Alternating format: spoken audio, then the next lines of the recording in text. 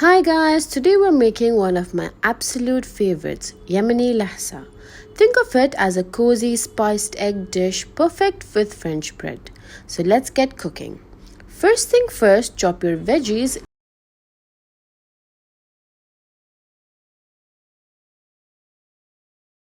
In a pan, drizzle a little olive oil and toss in your onions.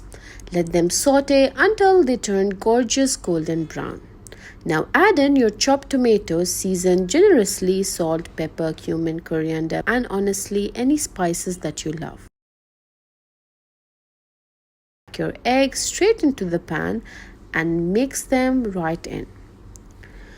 Turn the heat back on low, sprinkle cheese over the top. Yes, cheese.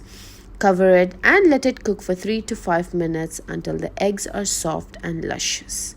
Finish it with a little garnish, serve it up with warm bread, and enjoy this beautiful lemony yassa.